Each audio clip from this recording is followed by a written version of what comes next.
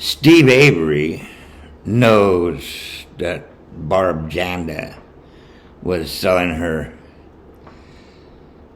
Dodge minivan.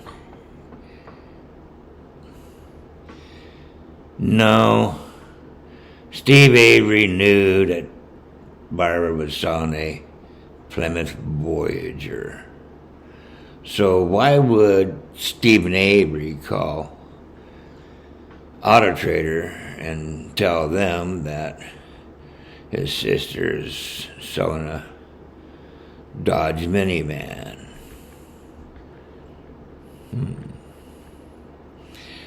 And Stephen says in his statement, he said, Barbara. Well, he said Tom in the first time, right? Now it's Barbara, or Barb at least, but not B.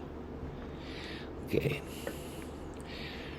Now, then he leaves a phone number for 12930A on the phone. So that is A. But John Dietering has it, the shop, see, in his report. And Wigert, he's got it Steve, which is out of here already. You see? Now, there's only two. Stephen didn't kill her. We already established everything is like bunk. Now, Teresa leaves, and Bobby is right on her tail. And it's 1,000 yards. It's the length of a Nimitz-class nuclear aircraft carrier from bow to stern, okay? It's 1,000 feet. 1,000 feet. Oh, at least a Birchner can see it. 1,000 feet through curvy woods that because of the curviness of the road prevents you from seeing anything past a certain point. Thus, Stephen can't see all the way down to where the mailboxes are at. So, let's talk about Teresa is at the mailboxes, and Bobby is 500 feet in behind her. Okay? We'll stop there. Now, understand something. Teresa was in Michigan when she called the 227, 1427 hours call, which is just a few minutes before she arrived. As a matter of fact, probably 4. Or did she call when she passed Scott Taddock's place on 147? Or did she call when she was crossing the bridge?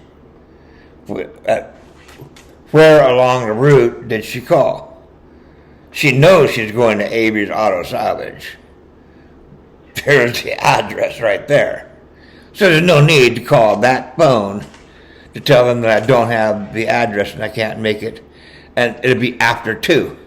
Well, why is she leaving it on there and saying sometime after 2 when it's 2:27? Give me a call back. So there's a time difference.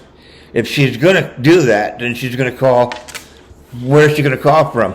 You have to back that up to, boom, over here, when she's calling before 2 o'clock.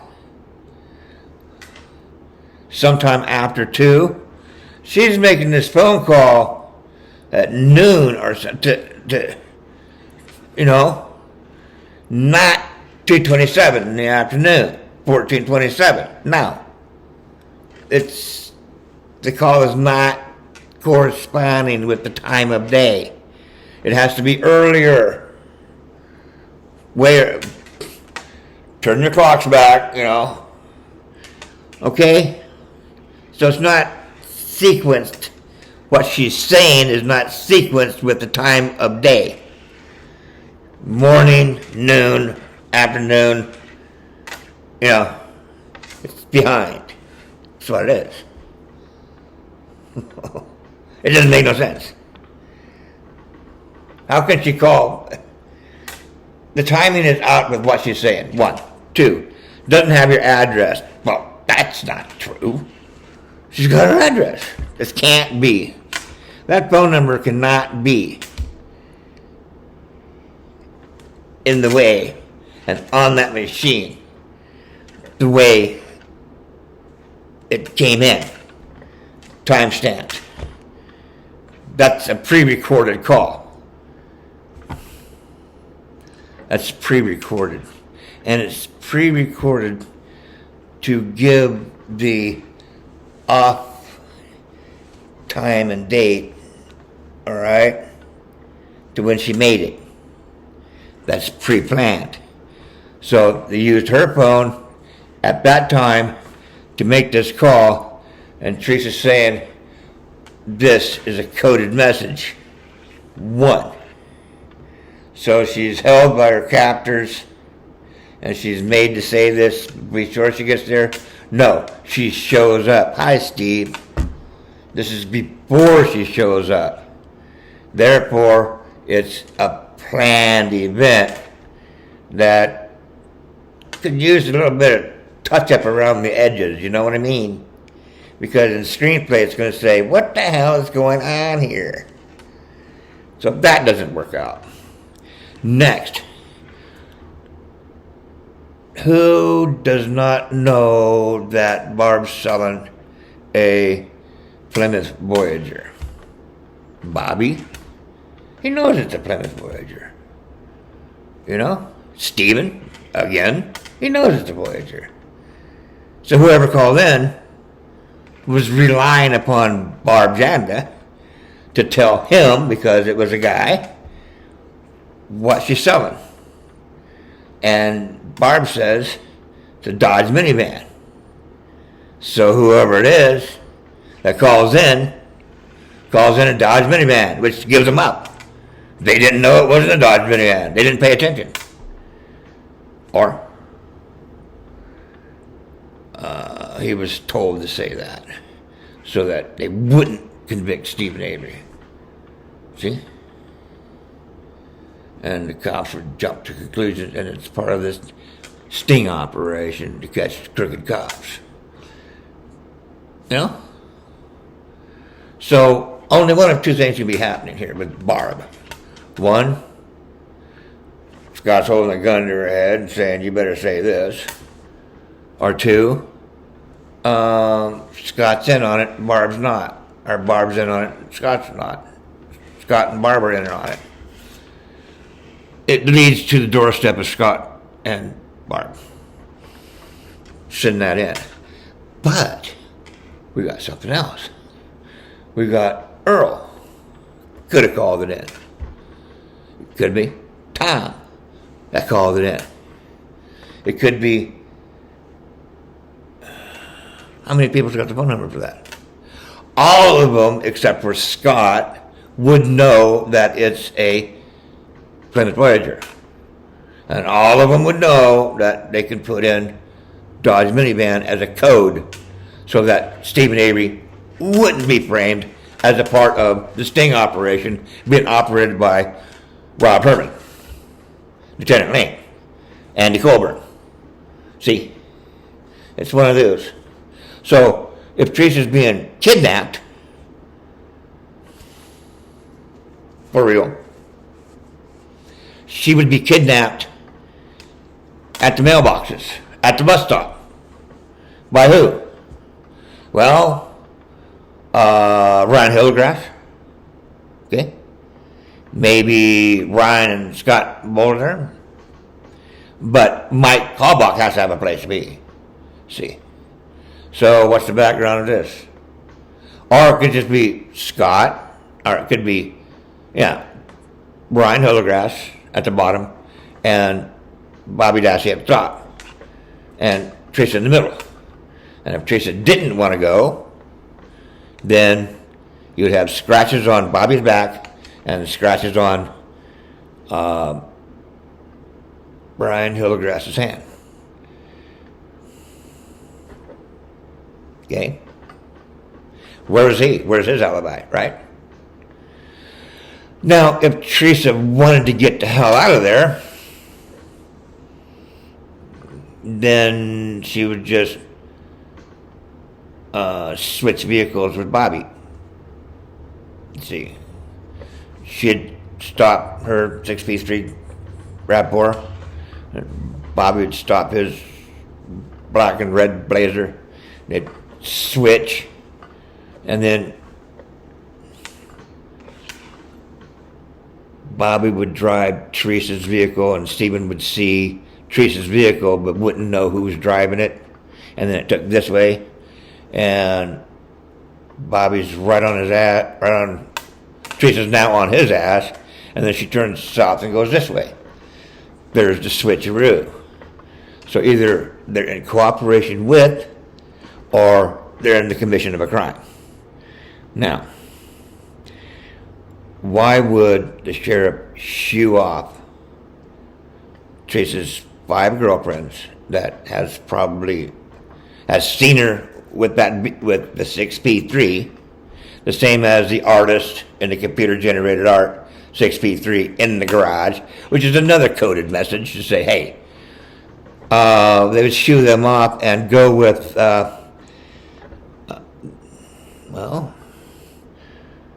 Pam and Nicole. Why would the sheriff go with it? And then why would that paperwork be there? Why would that VIN be there that doesn't match the vehicle that it's on? Be there, and they chose that over investigating this. They just shooed that off and just wrote it in and said, well, there's 5 girlfriends that's ridden inside of Teresa's RAV4 has identified that that's Teresa's vehicle. And they just shoo them off. Go away. And they concentrate on this over here. And it just so happens this over here has a camera in it, has a card in it with Teresa's name written on it. Oh, shit. Hey, Dave Remaker? Anyway, they had the registration like this with the windshield wiper on it because nobody entered the vehicle and he retrieved the registration. Scratch your head on that one, right? Yeah, it's just right there. Here's a registration to the vehicle just so that you don't enter the vehicle to match with these people's story. Okay. I mean, levitate it through the windshield, the window, yeah. Hey, Chris Angel, check this out. I bet you envy my ass. Just weird shit. Serious. So, she's going to be at the mailboxes, and her vehicle, not necessarily her, but her vehicle takes a left, and I will bet you that Bobby Dassey is driving Teresa's vehicle, goes up to Q, goes down here to Cuss Road, goes up to Deer Camp, goes and enters and drops off the RAV4 on Avery Sullivan's yard. Within minutes, it's on Avery Sullivan's yard, way back there in that corner. Okay, and Teresa got to meet with him, or Scott Taddick comes into play, and he's going this direction. So somehow Scott picks him up, Teresa picks him up, matters not. And of course they go back to, or at least Teresa and Bobby go back to Scott Taddick's place and hang out there. That's the simplest if she wants to get away. And assisting her. If she met foul play, see, we got phone here and phone here, so she calls up and alerts them I'm on my way. But she's got to get this phone call back from somebody and says, I need this address. Well, she didn't have the address before, and there's a 5-minute conversation from Kruger's bar with her directing her where to go. And it takes 5 minutes to give her the instructions where to go pick up Bobby from dropping off the RAV4. So now she's going over there. She picks up Bobby from some instructions at Kruger's bar, and they hang out because Bobby says, I was down at Scott's place, which says Teresa and I were down at Scott's place. Scott's got Bobby's phone, and it's pinging off here, and so Scott's tactic is a decoy with Bobby's phone to prove that Bobby went this direction. Teresa could not meet foul play because of the key. See, the key. Why did the police keep searching 7 times, for the key? Why would the police would choose a K95 and not, oh, well, this doesn't fit, we got to go on, which proves that she was, Pam and Nicole, or at least Pam, was instructed that the vehicle would be here at this location. And the Trooper Reese, he went over there and took photographs of the location where you're going to find the RAV4 before the RAV4 was planted. You see? Because nothing was planted there, and it's virgin territory. So they got photographs before where they're going to put it, which is premeditated. Teresa Halbach cannot have been murdered. We got Reese over there, Wisconsin State Patrol, taking pictures of the spot where the vehicle is going to be planted. You see? That's what's happening here, people. But if Pam Strum had not been instructed that you will find the car here and it will have junk on it to point it out for you, here I am, and you just passed on it, you would have searched through that whole yard and they would have come up with Teresa's vehicle with Teresa's DNA in it, with everything Teresa, but no Avery. See, not a speck of Avery. When Teresa was there, Avery didn't, open up her hood and take her door latch, and then close it off. I was just checking the oil for you, okay? Weird. I don't think he did that, right? Like, pop the hood, I want to check something out, yeah. Your door latch. I want to smell your door latch, your hood latch. Woo! So there's that.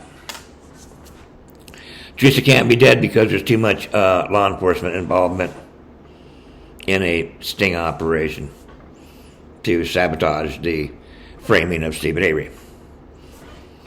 There you go. I mean, like, how much more precise can we get? They're slipping little hints. I think Ringmaker was up there. Anyway, clearly this was the most clumsy bait, or that would be the decoy RAV4. So that's the decoy RAV4. And not to differentiate, but they have a hole in it, and the windshield is clean, but the RAV4, that's unidentified. Both of them are unidentified. They did not take pictures of any identification, such as, I don't know, that big sticker about this size that has everything on it. So it's just a picture of a vehicle that we don't have, except when they open up the hood and we go right there and you find out on the bin, on the firewall, that right there, boom. That's been tampered with. Yeah. And it's supposed to be sitting in storage, but yet the bin takes this trip all over around the world. What part of this means, Stephen didn't kill Teresa, and Teresa's a part of a getaway operation? Or she could have been taken by force against her will and wound up in a mental institution, kidnapped by her brother by order of the family. And then we just fake her death that way. and the Abies are kind of like having to go along with it. Well, what part of all this that Teresa isn't dead that you're not understanding here, you know? Not with all these external moving parts. You're not going to kill Teresa. You're not going to offer. And if you did, you'd find Teresa with her head in there, but not Teresa without her head. You know? See? No. That's what's going on, folks. Yeah. Track that. Do that. Get back to me.